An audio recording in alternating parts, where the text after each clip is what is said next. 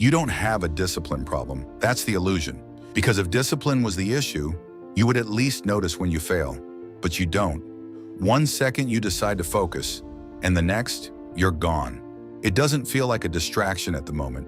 It feels like just a quick check. But you don't realize how many times that happens in a single hour. And by the end of the day, nothing you planned is actually done, even though you were technically trying the whole time. No decision, no awareness, just a switch. And something else is doing that switching for you before you even realize there was a choice. Let me show you. You sit down to do something important. Work, study, training. For a few seconds, you're fine. Then it happens. Not a decision, not a thought, just a shift. New tab, phone, message, video, anything else. And the scary part is, it feels normal, automatic, like it was never your choice to begin with. You tell yourself it's fine, just 5 minutes. But 5 minutes never stays 5 minutes. It stretches, it multiplies. And when you finally look up again, there's this small moment of confusion, like you forgot why you even sat down in the first place. That moment is the part most people ignore, because it feels normal, but it's actually the system resetting your attention without permission. This is not laziness, and it's not discipline. It's a system that runs before you think. And it always picks the same thing, the easiest path with the fastest reward. Not your goals, not your future, just what feels good right now. Core mechanism. Your brain is not built to help you succeed.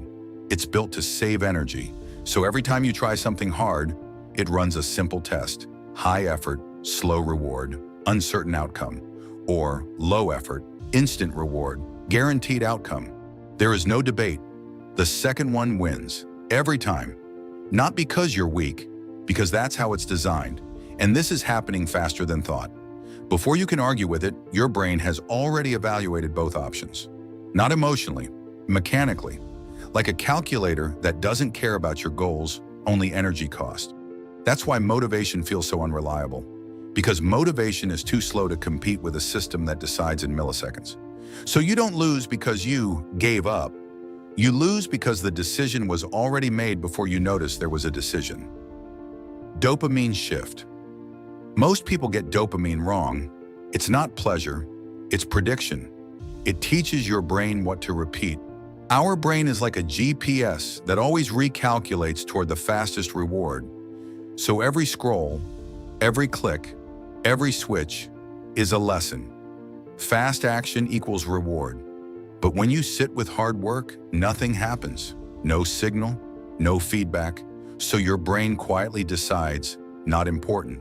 And this is where things get dangerous. Because your brain doesn't just learn what is rewarding, it learns what is immediately available. So over time, anything that requires delay starts feeling like resistance. Not because it is harder, but because it is quieter.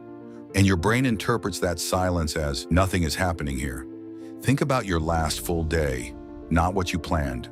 What actually happened? How many times did you switch tasks without realizing? How many times did you open something without intending to? That gap between intention and action is where your real system is revealed.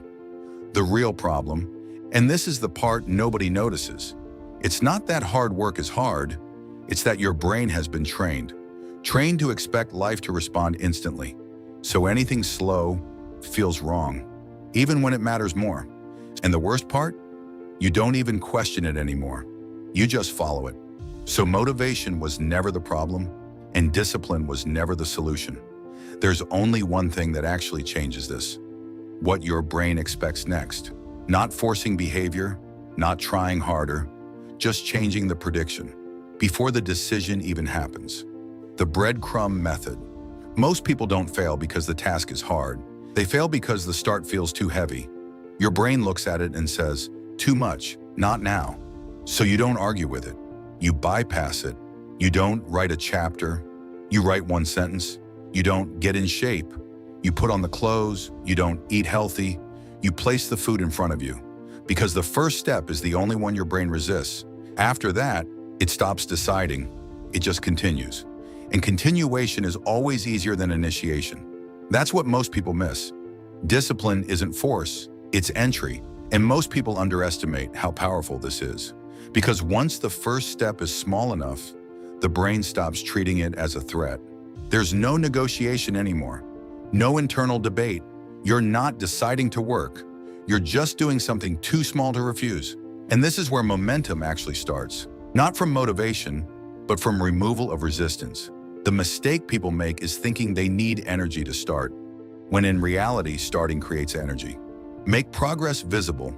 Make progress visible, because there's another problem most people miss. Even when you do the work, your brain forgets it.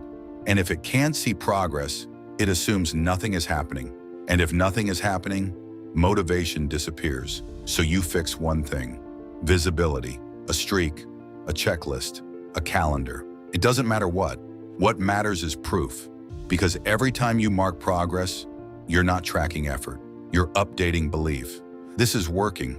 And once your brain believes that, continuation becomes automatic. Because now it's not forcing you forward. It's protecting what you already started. Reward yourself intentionally. Most people make a mistake here. They finish something hard and immediately move on. No pause, no recognition, no signal.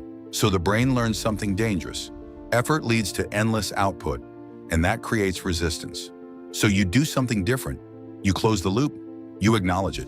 You say, I did what I said I would do. Or you take a small reward. Coffee, walk, music, break, not as distraction, as signal. Because your brain doesn't track effort, it tracks outcomes. And when effort starts producing reward, everything changes over time. Shrink the start. Now this is the most important shift. Your brain doesn't resist finishing, it resists starting. So instead of asking, how do I do this? You ask, what is the smallest possible start? Not the workout, just 2 minutes. Not the cleanup, just one plate. Not the study session, just opening the page. And here's what happens. Once you start, you stop negotiating, you move. And movement carries its own momentum. Add enjoyment to the process. Most people make discipline harder than it needs to be. They think discomfort equals growth. But your brain doesn't repeat discomfort, it repeats what feels tolerable. So instead of forcing misery, you reduce friction.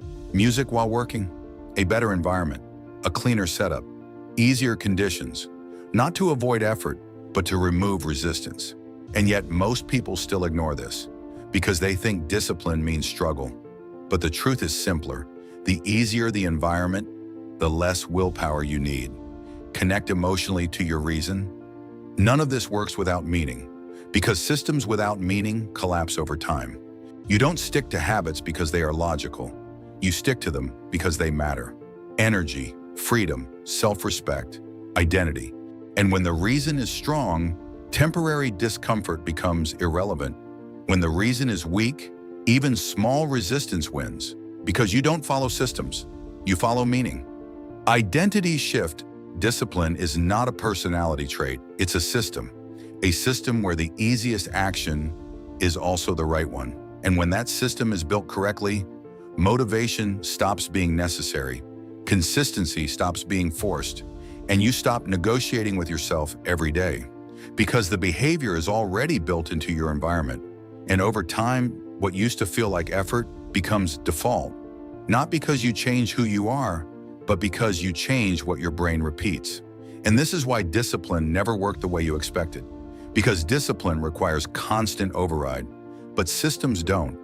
Once your environment, your habits, and your defaults are aligned, you stop needing to win internal arguments every day. You don't become a different person overnight. You just remove the versions of you that constantly had to choose the harder path. And once behavior no longer requires permission, discipline becomes irrelevant.